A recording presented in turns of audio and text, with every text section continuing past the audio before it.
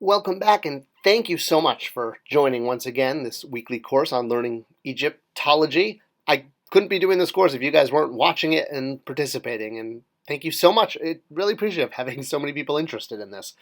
So let's jump into last week's homework, and as always, the first thing we're going to do is transcribe it, and that obviously, just the basic of that is kind of helping us improve our glyphing, and then we're going to transliterate it, paying special attention to make sure we're adding the extra marks for any letters that have different versions of pronunciation, drawing your attention to the butcher's block HR on the middle right there above the mouth glyph.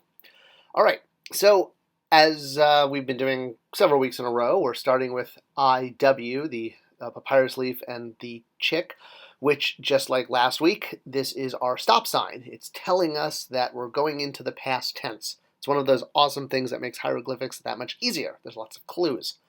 All right, so going into the past tense, the first verb we run into is to see.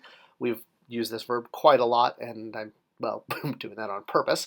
All right, and that's followed by the water sound, which adds an ed, so it transforms the present tense to see into to saw, or someone saw. A person saw, or a thing saw. And actually, who did the sawing? Well, the sawing is told right under our water sign. That's the bolt of cloth, which is the pronoun for she. So far we have she saw. And what did she see?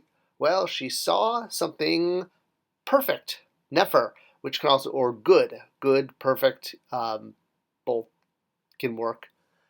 You'll know which one to use based on the cognitive or the context clues.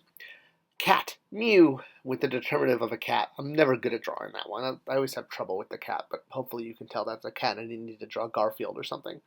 All right, followed by her. Obviously would cancel out that second R, and this is the word for under. So she saw a perfect cat under.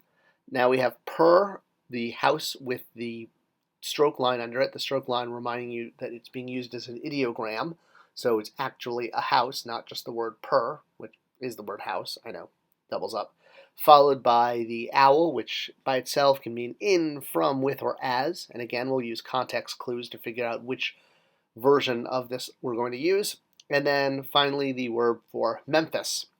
So she saw a perfect cat under the house from Memphis, with Memphis, in Memphis. Yep, in definitely works the best there. As Memphis, not so much. So there you go. And, could be the perfect cat, but probably good works better. All right, one of my favorite glyphs, and actually I think a favorite glyph of a lot of Egyptologists, this is a gardening hoe. 3 lines that intersect at such places. One of the interesting ways it shows up in pop culture is in the Jewel of the Seven Stars by Bram Stoker. Yes, that Bram Stoker, as in Dracula. Yes, this was his book about horror and ancient Egypt. So if you liked horror and vampires, check that one out. And that this letter comes up prominently in the narrative. All right, the best way is to start with that curved line there, and then you're going to draw the top straight. And once you've connected those, then drawing a diagonal line straight through both of them will complete your garden hoe. Some people will draw a little loop of string holding them together. Again, we're doing the simplified glyphs here. Doing the more complicated ones take a lot more time and are always encouraged. But for the sake of sanity and quickness, we're doing the simplified MR. So here we have MR with its sound reminder, open mouth R sound. You often see these together just because they work as a nice even block. So MR is actually to love. This gets used quite a lot because it's a verb and you were loving lots of things. Of course, we have the echo effect with the MR and the R, but they're paired together because it physically looks better this way. And even sometimes if it has to stretch out to even more area, a determinative of a man pointing to his face, since this is a emotion or something that you can speak. So you can love someone, and so it comes out of the mouth. That's why the hand is pointing that way. Now, this is a slight altercation of that. So here you have the gardening hoe, the mouth, the chick, the loaf, and then the determinative. Everything pronounced together would be merwut, but of course we eliminate that extra R because it's an echo sound, so merwut. Now this actually just means love as opposed to love. So saying, I have love. Now this one you may have seen before. So this is a building tool.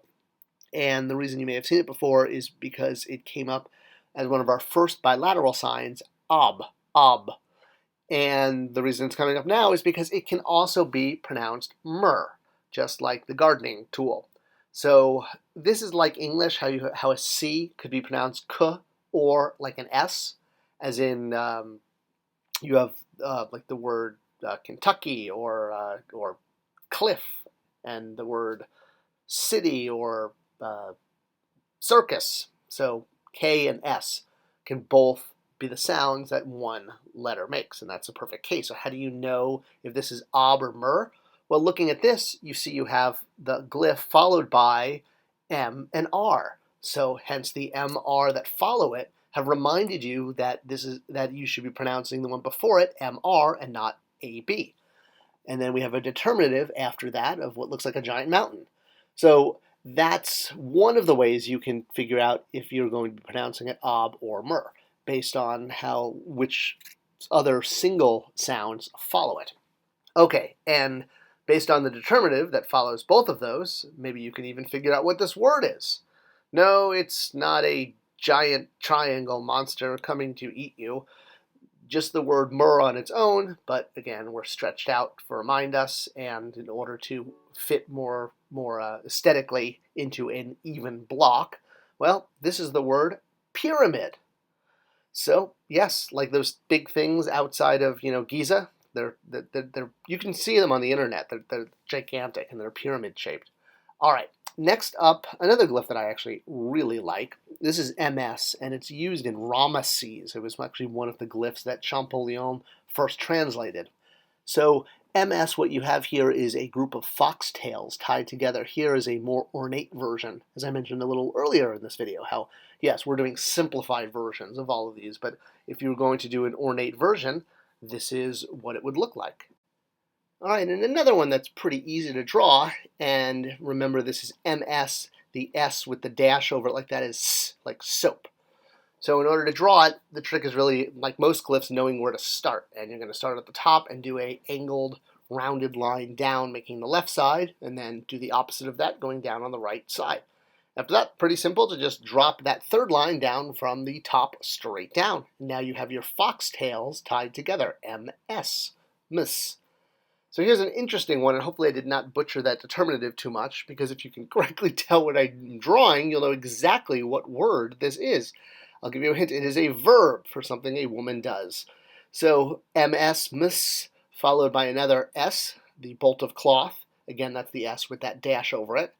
So you can eliminate the echo sound, but just having one glyph alone usually does not make a word. Well, actually, it does when it's a short word like the owl. Scratch that, maybe it works. But in this case, we're stretching that out, and this is the verb to give birth. See, it's a woman kneeling and a little baby coming out. All right, here's another one that you've actually encountered before, way back in class. The foxtail MS, followed by S, followed by the J and R, followed by another R echo sound, and then a determinative. That is a determinative for an ear, if you recall, and this is the word to hear. So, yes, also a verb that's used quite often, and a determinative that gets used quite a lot. You know that anytime it's an animal part, it's a determinative. Okay, homework for next week. And I even included that that determinative that I had such a hard time drawing, but maybe now it's more recognizable. All right, write this one down, transliterate it, translate it. We'll meet back next week to discuss, and let me know if any questions in the comments. As always, thanks for watching, thanks for liking and sharing. It's the best way to support this channel. Thanks so much. See you next week.